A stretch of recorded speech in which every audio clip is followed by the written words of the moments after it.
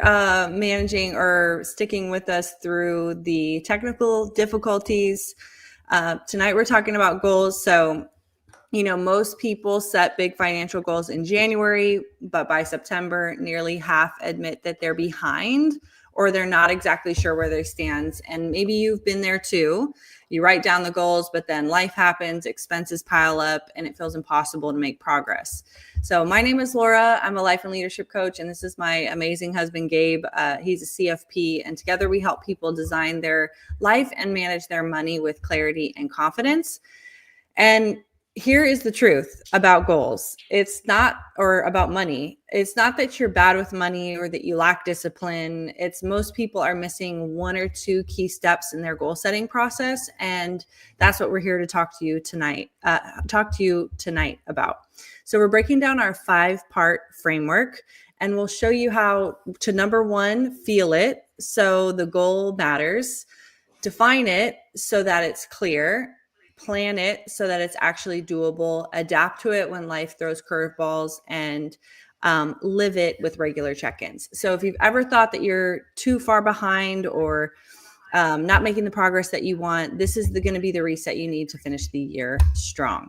So with that intro, thank you guys so much for joining us tonight. We're super excited to have you. We're going to dive right in. And I'm just going to start by asking it kind of kicking off in the same way where we ask Gabe a question, and then we're going to deep dive on the framework. So Gabe, welcome. Sorry about the technical difficulties.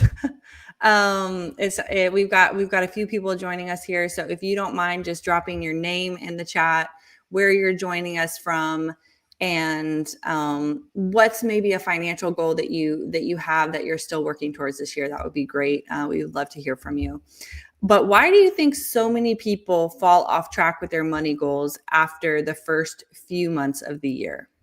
The reason that I've seen is that most people think that when a new year starts, it's like new year, new me. And the thing is that the only thing that changes about the new year is that the time and the date. But unless you change as a person, nothing else is going to change.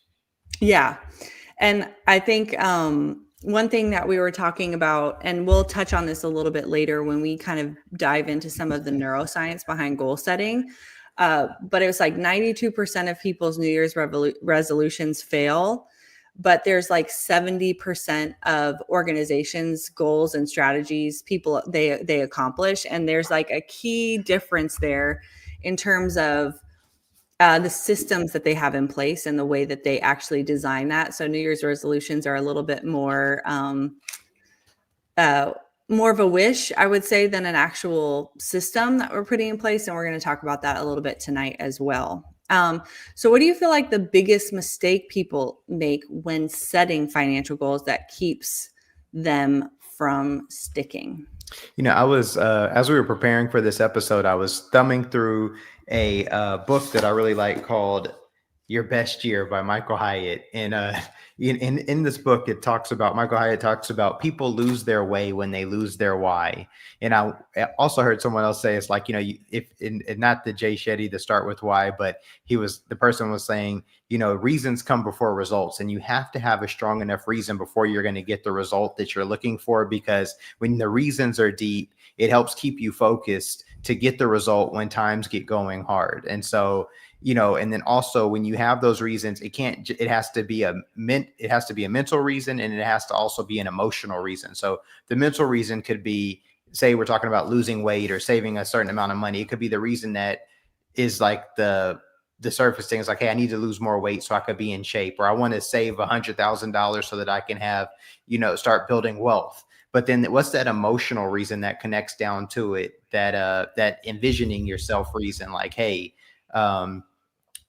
after I have this thing, I then get to do this. So it was like saying, for the emotional reason, imagine yourself doing, imagine what life would look like or feel like once you do it. And I often did that when, back before we moved to Miami, I was like, what would life feel like if I went to Miami, or if I lived in Miami? Like, I get to wake up, be on the beach, walk on the beach with my coffee, things like that. I often encourage people, like, if you want to buy a house, go to some open houses. If you want to move into an apartment, go view some apartments and see, you know, what, so that it helps you with the buying. Cause it's like, you want to buy a new car, go test drive some cars, and then you can start to get the feeling. And then that helps that emotional part of you get connected to the process, and also to some of the things, some of the disciplines you're going to need to do to be able to accomplish it.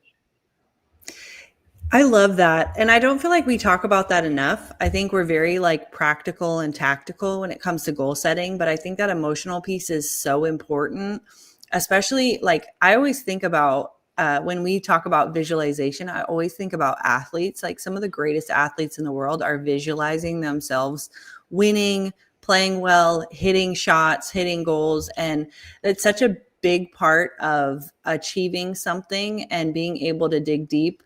Emotions are more at play in our decision making than we would like to admit. I think it's something like 90% of our decisions are emotional. So, as much as we'd like to think that we are very practical, tactical people, I think if we're not careful, we can make decisions emotionally, but also we can use that to our advantage when we are talking about, you know, building goals, achieving goals, and all that. So tonight we have prepared some like some slides and just pulled up some articles to kind of help kind of paint the picture. So I am going to do that here really quick. Hopefully, Gabe, you're able to see this. I know you're on your phone, so it might be a little bit small here. Can you see? Yeah. Hold on a second. I'm trying to pull it up on the computer. Thank you guys. We're for those of you who have just joined us, of course, the night that we do slides and prepare a little bit more deeply, we're having technological issues. So in the meantime, we have I'm sure you guys are seeing the slides that we have on the screen. These are some common financial goals people struggle with. If you could be so bold and share some of the ones that you maybe struggle with. I know when I was just starting out, and even still as someone who is teaching people about money or helping my husband teach people about money, I think one thing for me is just being not wanting to avoid the budgeting and tracking process. Like I can get so busy. Yeah, I can get so busy doing everyday things that I feel like sometimes just like checking in on the budget, it seems like a task that I tend to avoid. I hate to be that vulnerable here, but it's true. Gabe keeps me honest here. We actually do something called Money Monday. So for us, obviously, well, maybe not obviously, we're married, even though we're sitting in separate rooms. And so it helps us just stay aligned. It helps us stay on track. And every time we do it, almost every time we do it, I'm always relieved. I'm like, okay, good. Like things are going where I want them to go. We've spent a little bit more in this area, but we spent a little bit less. Like the clarity really makes a difference. And so it looks like Lisa has got budgeting, making sure to track every dollar. I'm with you on that. You know, a lot of our clients struggle with understanding their cash flow, like how much is coming in and how much is going out. And I think that goes along with tracking expenses, organizing their finances. This is another one that we come up against a lot, where people, you know, we have all these accounts, all these different places. We've got different jobs with different 401ks and all this stuff. So organizing finances is something that people can struggle with. And these are more general goals. Gabe, is there any other living within their means? I think is a big one that we talk about a lot. Paying off debt or staying out of debt, hitting a savings goal or an investing goal. Those are the common ones that I kind of pulled for tonight's discussion. Is there, anything else? Really good. Cool. Awesome. Yeah. So we're just going to dive right in. Are you able to see? I'm able to see it. Okay, cool. All righty. So this is just we went down a deep dive this week and just really wanted to understand like what the statistics and what the data was around setting goals. And a lot of people set goals but kind of get to a point where they're not feeling like they're making any progress on those goals. And so I kind of alluded to that earlier in the beginning when we kicked off. So it says down here, 90% of Americans have set financial goals for 2025, but nearly half of these goal setters are either aren't on track or they aren't sure. And this year in particular, saving money was the top financial goal. If this resonates with you, please drop it in the chat. The second goal was around making more money, which I think we hear both of these two things pretty often. And then paying down debt was the third one. And then investing was the fourth, improve credit. And then there's some more down there, but those were kind of the top 5 in terms of setting goals, but not making progress was kind of the key highlight around goals. And I think that's something pretty common, which is why we're here today, because the year is not over. And we want to make sure that you guys are either know how to get back on track or starting fresh. If you need a fresh start, today's the day. Yeah, because I think so many people like think once they fall off, it's like, hey, I'm just going to start next year, or the year's already happened. I'm already so behind. And so just want to say, don't get caught in, we were at church and our pastor was talking about getting caught in loops. Don't get caught in the new year loop. You know, any day is a great day to start accomplishing a good goal and to start working on it. And the thing about you being over it is that you can change at any point. There was one year I had one of the most productive just work stints, and it started October 31st. I got up that day. It was a Saturday, and I was going on a run with some friends, and I didn't get to do all the things that I wanted to do before the run. And I remember just getting home frustrated because I was like, man, I wanted to really work on some things, and I didn't get that stuff done. So I said, you know what, starting tomorrow, I'm going to get up at 5 a.m.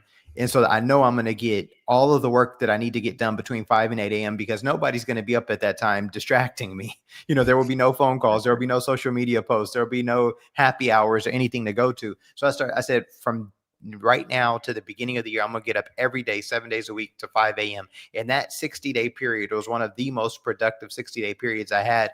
But then that continued on into the next year. Yeah, I think I took off a couple of days during the holidays, and then I started it back. And I did that for years. I did it not. I've been off and on for years, but I did that for at least a good solid year for sure. It was up at 5 a.m. all the time, and it just spurred on. But the thing is, the thing changed when I changed, and so I just want to say that everybody can decide to change tonight and really be able to accomplish some goals. Absolutely. And I think what you're alluding to as well is that you created a system, right? There was something that you were doing every day. It was more of you built a journey, right, to get where you needed to go, which I think is great. So the next thing that people are struggling with right now, at least in the context of the goals that they're setting, is actually a lot of people struggle to pay off their debt. And it impacts their mental health. So 40% of people worried about credit card payments reported that there's an impact on their mental health and disrupted their sleep. So this is something that if you're struggling with, you are not alone. This is very common. And we want to kind of help you figure out if this is something that is a goal that you have, how you can kind of apply this 5-step framework that we're going to share with you tonight on how to do that. More than half of Americans don't actually have a written plan, which is kind of reducing their hope for the future. So this number, surprisingly, we are financial planning people. Gabe is a certified financial planner. And we're always keeping track of this number because one of our main goals with Steadyworth is to put more financial plans in the hands of people so that they can grow and build wealth. And the number has actually dropped since 2020. So it was 83% feel like they feel, or let me start from the beginning. So 47% of Americans do not have a written plan. So just about half. 70% feel confident that they can meet their financial goals, which is actually down from 83% in 2020. And poor financial planning is a major factor in that insecurity. And we've just seen the difference between like those people who have a written financial plan and those who don't. The level of excitement for the future is drastically different, right? We put a financial plan in someone's hand, they've built it themselves, they're super excited, and they feel like they can actually achieve and move forward. So this is something that's big that we're going to talk about tonight as well. And then still a lot of people are living paycheck to paycheck. So 52%. Even though some statistics, this article was actually really good. It's a Dave Ramsey article, and we'll put all of this in the show notes as well. But people are still not feeling like they're able to get ahead. And so this is something where when we set financial goals and we set up systems and we work this framework, we can start to feel the progress. Anything you want to mention here, Gabe? No, I think that's all great facts. And so, I think the big takeaway is here is how can we get you focused on a plan? Does it sound like there's feedback when I'm speaking? Mm-mm. Okay, I You guess I sound just hear great. it over here because I have two different Oh, cameras. Yeah. yeah. Yeah, maybe mute your computer, or no? Would that be Well, bad? it's not coming from it's Oh. like the microphone's happening here, but the volume's coming there. So Oh, got it. Okay. Yeah, it's okay here. I don't If you're in the chat and you can, or if you're watching and you hear an echo, just let us know and we'll figure it out. And then I think the last thing I have here, which I thought was really interesting because this is something that we help a lot of our clients with too, is that a majority of people feel stuck in their finances with no clear direction. So this article in particular, half of Americans, I like this term too, financially frozen. So about 53% of people feel stuck, overwhelmed, or unsure what to do when it comes with their finances. And their biggest concern is paying for necessities and or sticking to a monthly budget. So this is something that financial goals can really help with. And it can really demystify, or it can take a lot of the overwhelm out and can really help you get clear on some of the things that and your next steps. We always talk about, if you don't know what to do, just take the next best step. And one of our first questions that we ask everybody is, what are your goals? What are you trying to achieve? And if you don't know, that's okay. That's why you're here. So we're excited to dive in. Anything else you want to mention? This next part, I'm going to just be diving a little bit into like the neuroscience behind goals and like what prevents us behaviorally from kind of like making this. And then we're going to get into the 5-part framework. yeah, sounds good. Let's go. Okay, cool. So hopefully you guys can see this, but I think this speaks to what Gabe was saying earlier about, getting up at 5 and to reach this goal to kind of start his business.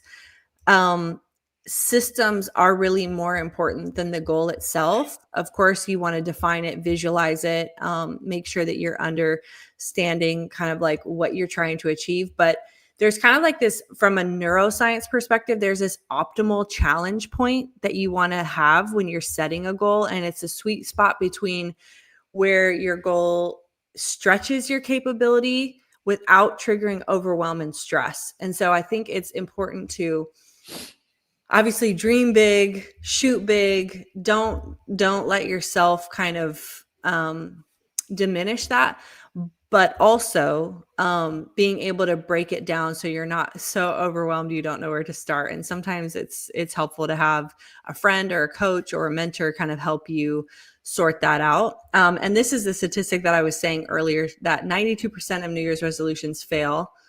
But organizations implementing structured goal setting programs achieve success rates of over 70%. So it's not necessarily the ambition, but rather how they're organized. And so that's something to consider as you're resetting goals or rewriting your goals. Gabe, any thoughts on this one? No, I think this is right on. Okay, cool. This next one, from a neuroscience perspective, I always think is really interesting. So my background is more in change management. I worked as a corporate consultant for many years, helping organizations change. And there's really two big factors here. And I think a lot of people get caught up in the motivation to change, right? And they don't always feel the motivation to change. But there's really two components to driving change. And it's obviously there's a motivational part, which we talked about earlier, like the emotional piece. But then there's also the cognitive tools, like meaning your brain, like does your tool have the brain skills, knowledge to make that, to take action on that motivation. So most challenges when it comes to changing a behavior, whether it's sitting down, doing your budget, setting up your investments, organizing your finances, you may be really motivated, but you may not know how. And so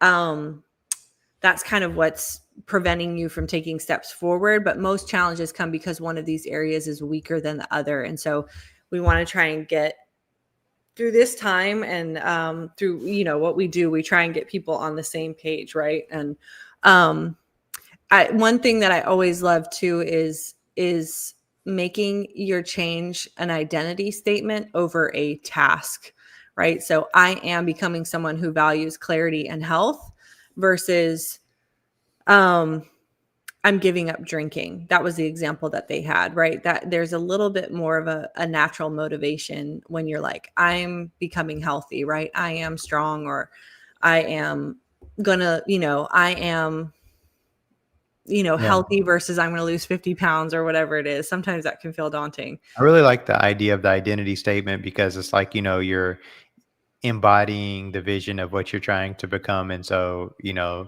I think that you have to, back to like the whole entrepreneurial thing, I had to think of myself as an entrepreneur and what are the Yeah. things I would do before I could become it.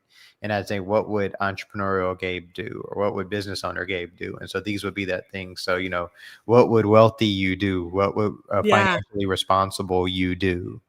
And we always talk about this too, because we run into a lot of people who are like, it feels fake to say something that I'm not right now. And I would just encourage you that if that is something that you've said before, I'm definitely one of those people too. Like when I've really tried to change certain belief systems, there is always going to be a gap between your belief and your experience. And the idea of setting these goals and saying these identity statements is to close the gap. So you can kind of say it with confidence, knowing that you're going to get there and it's going to become a reality. It may not just feel that way right now, but expect to feel a little bit, quote unquote, inauthentic at first, because it doesn't always feel authentic because you're not there yet, but that's what you're trying to achieve. So I think that's good to keep in mind as you're building and growing as well. Um, Absolutely. all right. So we got a little bit, this is a little cut off here. Let's see if I can. Okay, so self-awareness is essential, right? This is a big, big part of behavior change. You can't change what you don't know about, right? And so this is where a coach, a friend, a mentor can really help, because they can help you identify your old patterns and your new ones. And in the context of goal setting, this is really important, obviously, because you want to make progress, you want to move forward, and you want to grow, essentially, because some of the goals that you're going to set, if they're at that optimal challenge point, are going to require you to grow in skill, in motivation, and all of these different things that kind of go into the goal setting process. Yeah, and it can also help remind you of your why when things are hard. When you have a coach, friend, or mentor, there's someone who can help encourage you when you're having those tough moments. And along the journey, everyone has tough moments. Absolutely. Yeah. And I think this is the last one that I have, and you've touched on this a lot at the beginning, around, okay, my slides are a little bit off here. So emotions are bigger than you think. So the role of emotions in motivation and decision making are vital. And the people who actually adopt this and bring this on as a reality have higher levels of satisfaction and fulfillment in their pursuits. So Gabe, I don't know if you can speak to this a little bit from your experience, just like becoming an entrepreneur, but what was that season like for you when you started to visualize, yourself as an entrepreneur, get up at 5 a.m. and kind of go after this goal? Well, I think the big thing, like what I've said before, is that you have to have a deep enough reason. And so I had some very deep reasons of what I wanted to do. And so just to take you a little bit behind it, a little bit further, prior to going into the season, I had lost my dad, and I was thinking that I really wanted to live a life that honored his legacy and many of the sacrifices that he had made for me. Also, at the same time, I was like, I really want to grow in my career, and I know that being an entrepreneur is something that I've always wanted to do. And so, if not now, when? And so, I had the support to do it. Then it was like, hey, now it's just up for me to actually put in the work to do it, because when you're pursuing a goal, there's there's never, you can feel like, hey, is this the right time or is this the right season? But everything is never going to feel like it's totally perfect. So you'll have to just come upon yourself and say, hey, this is good enough. I'm going to go for it. Yeah. Yeah. And just kind of keep at it one step at a time. Yeah. Cool. So, we're going to dive into the framework a little bit now. Is there anything else do you feel like from a goal perspective, if someone is kind of trying to reset, what do you feel like they should be thinking about now? Given that it's September 14th and there's a few months left in the year, like what do you feel like is the most important thing for someone to think about? I would just get really clear on what it is that you want to accomplish. And we say this a lot. So if it were December 31st, 2025, you're looking back on the last 3.5 months of the year, what do you want to look back and say, hey, I'm really proud that I've accomplished this? And the thing is, a lot can happen in 3.5 months. I once heard someone say, and I don't know who said this, it was that people overestimate what they can get done in a day and they underestimate what they can accomplish in a year. You can accomplish a whole lot in 3.5 months. And Yeah. so I would just really think about what is it that I want to accomplish before this year is over, and then to really start working towards that. Yeah. Cool. And I think this framework is going to help you if you are struggling to get clear on what it is that you want to do. We work with people all the time on this, and let's see, what did I do? There we go. Okay. So this is our my slides aren't all the way right. Sad. Next time. Okay, so this is our goal framework. So this is what we were talking about at the beginning, right? So step number 1 is kind of to feel it. And that sounds silly maybe, but this is where you're really going to kind of like visualize, ground in that vision. This is where maybe some of your limiting beliefs are going to come up. And we're going to dive into each of these, right? Define it is going to be like, how can we outline the outcome, right? I can't remember. Is it Stephen Covey who talks about start with the end in mind? I think that's one of his tools for success. So we want to get really crisp and clear on like what it actually means to achieve the goal. I think what we've noticed is that people can be quite vague. And it's because maybe they fear they won't accomplish it, or they fear they won't do it, or it won't work out the exact way that they think. But when you don't outline the outcome really clearly and really specifically, you miss out on tracking progress. You miss out on, did you achieve it or did you not? And you're not really quite sure. So defining it is really important. And then actually planning out the process, right? Aligning all of these, the vision, the outcome, and what is the right path to get there. And I think this is another area where people get tripped up is adapt it, like being able to lean into the flexibility of life is life. It's going to be crazy. You're going to commit to a plan and some bill is going to come up on the other side. How often have we done that where it's like, I'm going to save money, and then, your tire blows or whatever it is. Right. So how can we really adapt the plan so that it's not so discouraging? It takes you off track, but you can still kind of bounce back and continue it. And then obviously living it with sustained check-ins. So this is kind of like the framework that we've seen has been like the most helpful for people when we talk to them. So I'm going to see if we can get our faces a little bit bigger. And then, Gabe, do you want to take this first one? Sure. Yeah. So I think I would just say, feeling it and getting grounded in your vision is just, really just getting focused on, what would it feel like if I hit this goal? And so with that, kind of like what I was talking about before, is like really getting connected to that emotional aspect of it. And so if this goal were, I was trying to think like, how could I relate this to, saving $100,000 if you've never had 100? But I was thinking, I connected it earlier in the episode to, if you're looking to get a new apartment, go look at what that apartment, go look at some apartments. Or if you were looking to buy a house, go look at a house, test drive a car. Think about, if you want to get a job, go sit down and I know it's a little bit different now because a lot of people work from home and there's a hybrid, but I'd say if this were 10 years ago, I'd say go sit down in the area where you want to work with. Like if you're in the finance district or in the tech district of San Francisco, go get around the people who are working just so that you could feel that energy of people working.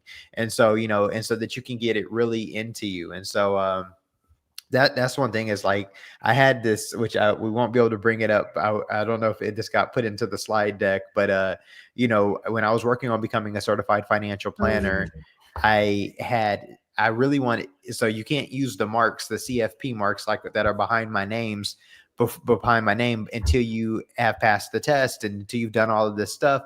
But I'm a really visual person. So one night I got on LinkedIn and I updated my name to CFP, Gabriel Walter CFP, and then I screenshotted it, and then I took it off, because of course I can't use it, but I used that screenshot as my background on my phone. So every day I was able to just envision what would my LinkedIn look like if I was Gabriel, or not if, but when I am Gabriel Walter CFP. How is that going to help me? And that screenshot there was actually from February.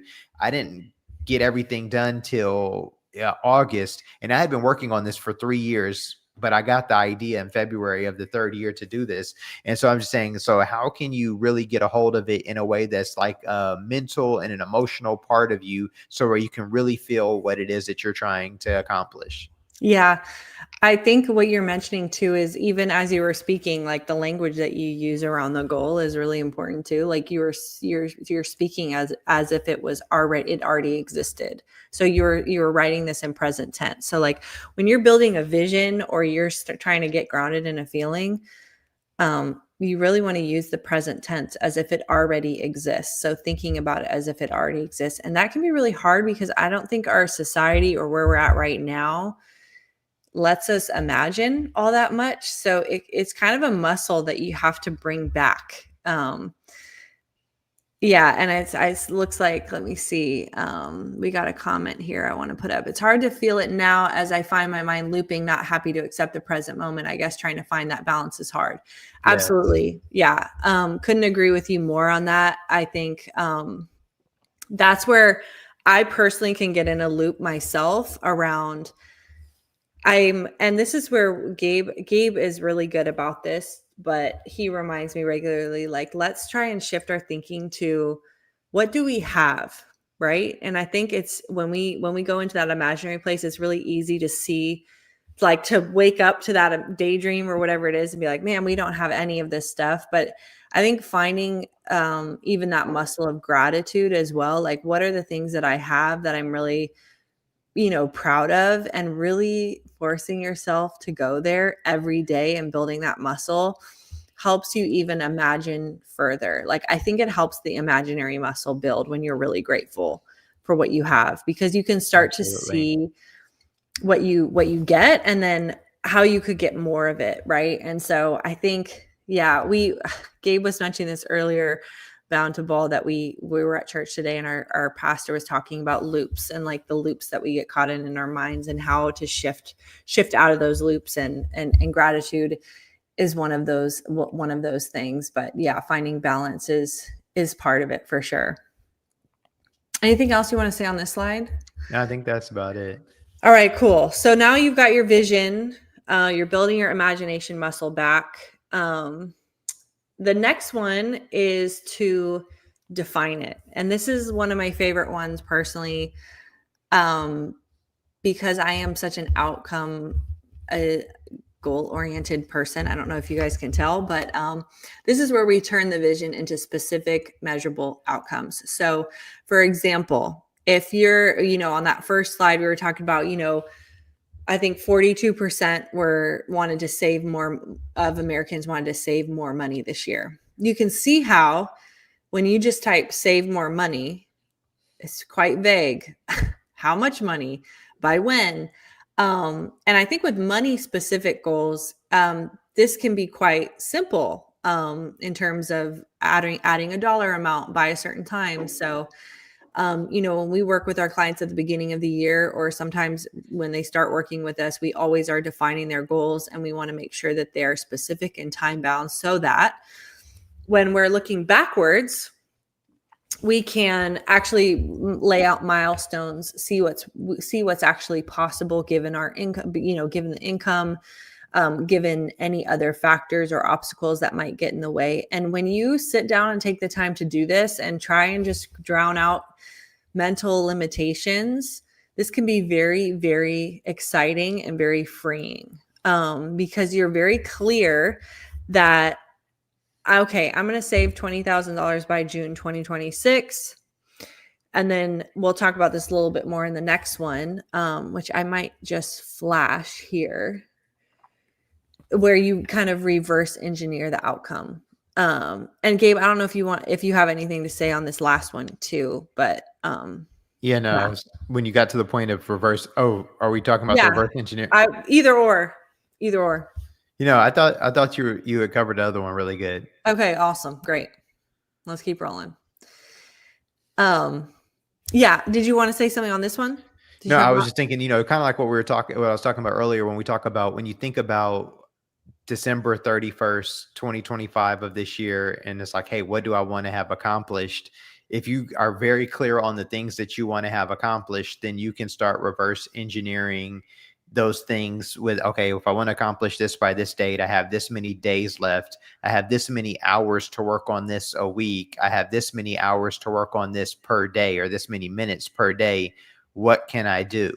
And so whether it's saving, whether it's learning a new thing, whatever it may be, then start creating the plan with the time that you have left and the resources that you have left. So if it's a monetary thing, and we have a couple of videos on our YouTube channel about budgeting, but there's a way right now tonight you can figure out how much money you're going to make for the rest of the year. So if you already have a job and it has a stable income, you can calculate, okay, how many paychecks do I have in this year? And then calculate how much money do I get in each one of those paychecks. So if you have 7 paychecks left for the remainder of the year, calculate how much money is going to hit your bank account with those 7, whatever that amount is times 7. And then subtract, okay, how much are my bills each month? What are my fixed expenses that I have? And then subtract all of that amount against the amount that you have coming in. So then you can really set this up. And I have it in the YouTube video about how to figure out how much disposable income you have left. And then you can start figuring out, okay, what do I want to do with this money? That's if it's a financial goal. One of the goals that I've set for the rest of the year is that I've been really working on learning a lot more about cryptocurrencies. I've been learning about trading stocks. And so I built a learning plan for myself based off of how much time is left in the year. What are the things that I want to learn? How much time I can allocate towards that a month, a week, and a day. And I actually use ChatGPT to help me to build out some of this stuff. And I would say you want to use a free version of ChatGPT to help you build this out. And one of the things is I'm like, hey, I'd like to learn. And I start typing about what I would like to learn. And I typed out everything I want to learn and what I want to do with the information. Then I said, is there anything that you would add to this? Because I don't know what I don't know that maybe you would say I should learn. And then it added in some different things. And then it offers like, hey, would you like me to build your learning plan? Yes, please build me a learning plan. What's the framework of the learning plan? Please break this down by month. Please break it down by day. Please break it down by things that I can create when I'm doing it. And you can do the same exact thing, whether it's a savings plan, a plan for buying a house, losing weight, getting out of debt, insert whatever you may want to do.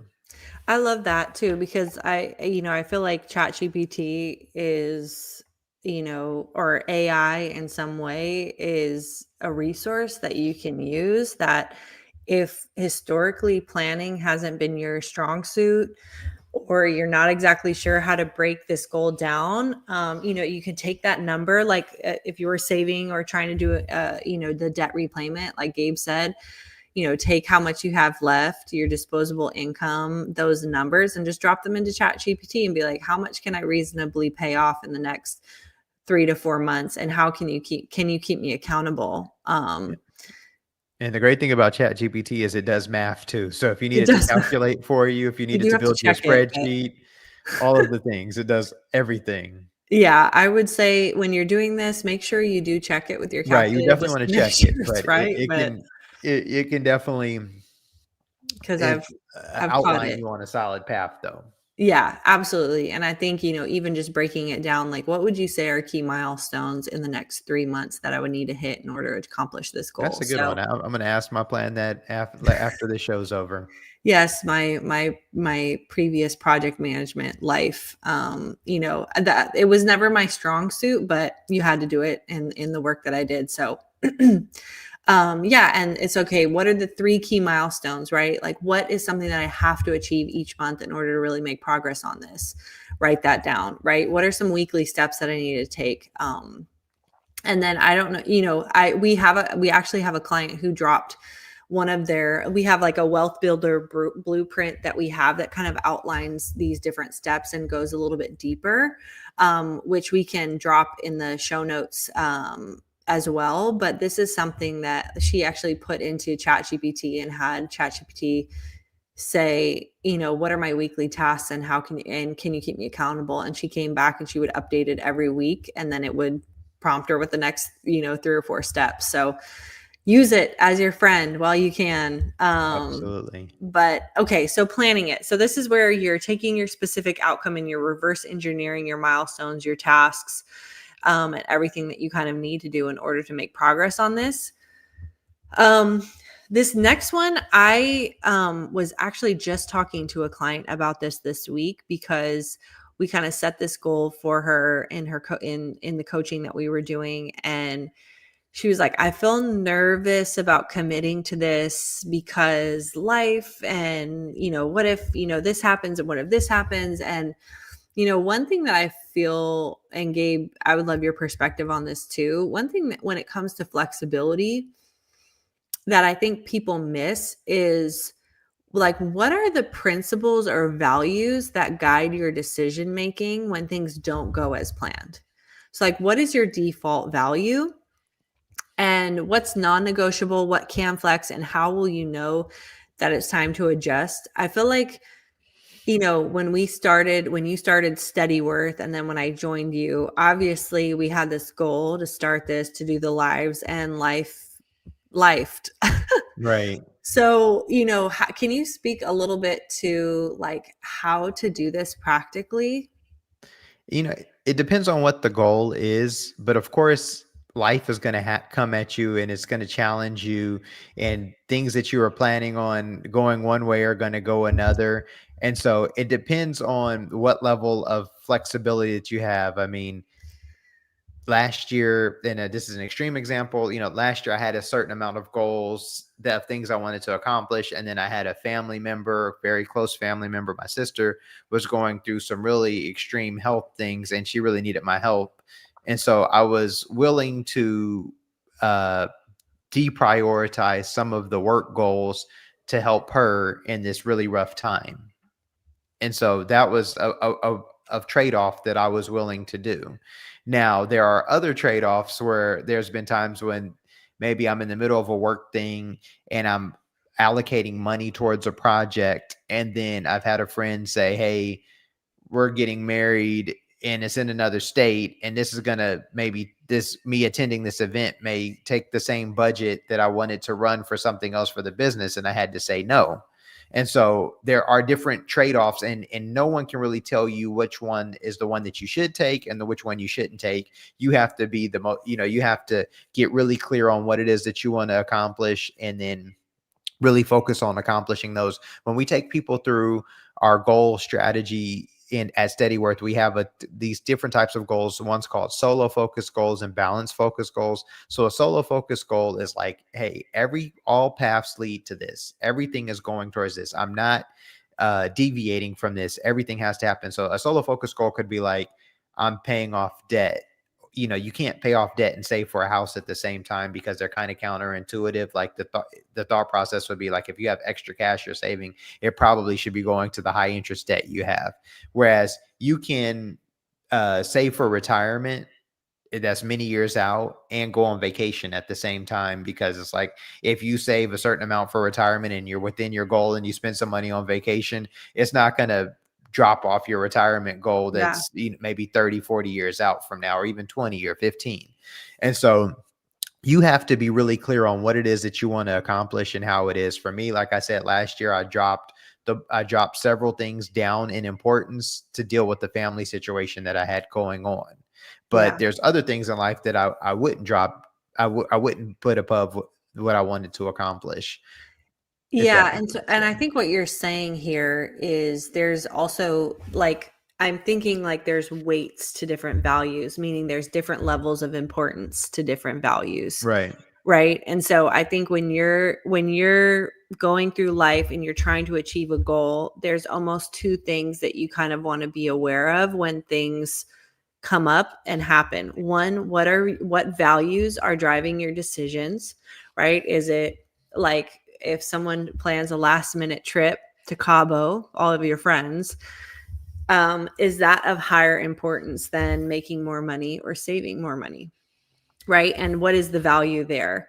And what is the value that makes you decide whether you do one or the other, right? And so understanding that, I mean, it could also be a feeling that it could also be a feeling that drives that behavior too. And so you want to be really careful of that because fear could actually be the driver, or guilt or shame or something that's maybe not so good that's wanting you to give up on the goal. And so you got to be really clear on what that is and maybe make a different choice or make a choice according to that. And it looks like we have a question here, so I want to pull it up. When you said everything leads to this, in that scene with Will Smith and his son in the train station where he states, "Where are we going?" and Will Smith says, "I don't know." Powerful stuff. Is that The pursuit of the happiness. pursuit of happiness, right? Yes. I think, yeah, I haven't seen that in a while, but and sometimes that is life, right? You don't know where you're going. You're going through it and things are hard. And so, the goal is to live your values appropriately in pursuit. And, I think the great thing for him too is like he was in pursuit of a better life. And that meant, not bathing in bathrooms and things like that. And Yeah. it No, I says, did. yeah, the pursuit of Gabe just quoted it. Yeah. Nice. Yeah, no, and I was reading that. I actually went and read the book, and so when I read the book, the story is even more intense. Like the movie comes from a small portion of the story where he tells his whole life story, and I'm like, yo, like I really appreciate the commitment to excellence that this person had, and just hey, they are pursuing a better life all together. Yeah, absolutely.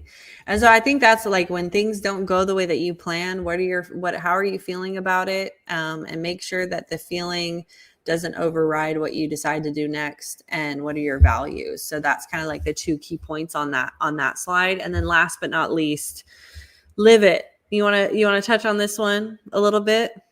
So sure. So, what progress did I make? So, yeah. So, it's just, yeah, I think that the really important part is that you constantly want to have check-ins. This makes me think about our Money Monday. We're constantly checking in with are we staying on track with our finances? And I mean, it's something as simple as that, and we pretty much have that dialed in. But when you're talking about goals, there are things that come up in life that can really challenge you in those goals, whether it's a workout goal and then somebody just invited you to go get barbecue the night before your big workout and you're feeling a bit lethargic, and maybe that didn't happen to you, but it just happens to me. But so really making sure you're checking in, really making sure really just making sure that you're staying on track. And so yeah, no, that's really important. And so really staying locked in. And I think, with this one, what I've learned from it later on in my life, not that I'm old, but as I've continued to grow and mature, is that life really is not about the destination. I know that sounds very cliche, but it's more about the journey that you take. And the more you can enjoy the journey, enjoy the process, and key in on the progress that you're making in life, whether it looks the way that you want it to or not. I think that's really what makes a life well lived. And so by kind of setting these monthly or quarterly reviews, you're going to be able to, really check in and know where you're at. And if you're behind, it is okay. It is okay. I think last year we actually ran ourselves through the exercise that we run our clients through at the beginning of the year, because we wanted to make sure that our process worked and it was valuable. And we literally accomplished 0 on our list because life lifed for us last year. So the key is to not really feel ashamed when that happens. Well, It's to just, it's just misleading. is A it? priority came up that was bigger than several of the other goals that we Okay, outlined fair enough. that we did. So we accomplished a lot. It Yes, just, we weren't planning on having a family emergency, and we chose to prioritize that emergency over fair some of the enough. other goals that we had. So Fair we did enough. accomplish a lot. We did accomplish a lot, but we didn't actually accomplish what we set out to do necessarily Right. originally. And so, but the and thank you for the redirect. And my point there really is like that happens, and to not give up on the goals, because I think quite a few of those goals we've accomplished Right. this year. I just wanted to lay that framework because there could be somebody who's like, well, I was planning on going back to college and finishing, but then life lifed, and That's now I'm right. 35 and I just never finished. And if that's you, no problem. But Yeah. yeah, but sometimes so it's not like, life lifed and we're just like, oh, we're gonna kick it or we're gonna do this or we're gonna do that. We were still working, Yeah, we were still working. The probably a priorities were lot different. harder than what we would have worked if we were doing some of the goals that we were working on. That's true. That's true. So this is just like a recap of the framework. So feel it, really visualize, define it, outline that outcome, be as specific as possible, plan it, reverse engineer from the back, use ChatGPT to help you. Gabe, Right. Gabe got afraid. Not quite, not quite. But and then the next one is adapt it, lean into your flexibility, really understand what emotions are driving and what values are driving you, and then obviously sustain it with check-ins, because that's how you're going to know you're making the progress. So I know we're right at time. I don't think there's anything left here there. So let me remove this off the slide there. Are there So any just questions we could touch on before we wrap it up for this Sunday? Any yeah, questions, please. thoughts, concerns? Please share your questions, any feedback, any insights. Everything we talked about today will be in the show notes. Maybe not immediately, but within the next 24 hours. But yeah, please feel free to drop any questions in the chat. Thank you so much. I appreciate it. Thanks for joining us, Bound to Ball. Yes, Thanks and for just joining us, remember, just want to encourage you, Lisa. dream big, go after your goals.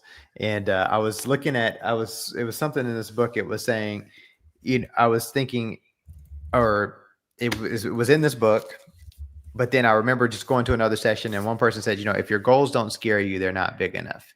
And so, that didn't quite come. He didn't word it like this in this book, but it's like, if it's something that you can just do on your own, you probably need to set it a little bit bigger. Your goals should scare you. They should challenge you a little bit, just because, hey, that's how you know that you're on the path to achieving greatness. Absolutely. And if you enjoyed this live, we go live every single week at 6 Sundays with Steadyworth. We would love to hear from you, topics that you're interested in learning more about. Next week, we're actually going to dive deep into into the Trump account. So if you're curious about what that is, what that means, how you can leverage it, Gabe is going to be diving deep into that topic. We're super excited about And that. not just the Trump account, but we're going to be talking about Roth IRAs, traditional IRAs, the Trump account that's Okay, coming cool. out, and how all of them work, because some provisions for Roth IRAs are going to be going away, such as the backdoor Roth. These Trump accounts are going to be being opened up. So it's my understanding that you don't have to have earned income to contribute to these accounts. I'm not exactly sure. Just going to do some research on it, and we're just going to talk about the different findings and just compare and contrast them. Yes. So come back next week. If you have not already liked, subscribed to our channel, we would really appreciate it. We are looking to hit 1,000 subscribers by the end of this year. So share with your friends. And if you're curious about what we do at Steadyworth, you can learn more at steadyworth.com. We run workshops like this all the time. We have our YouTube channel. We do one-on-one coaching. We do group coaching. And so we would be honored to learn more about you, learn more about your situation. So, Yeah, and feel free we'll to drop send us a message, info@steadyworth.com, or hello at send us a, steadyworth.com. or it's Hello at hello@steadyworth.com, and steadyworth.com. or send us a direct message on Instagram. Yep. And yep, and we will We talk will to you see you next soon. week. Have a great day. Bye.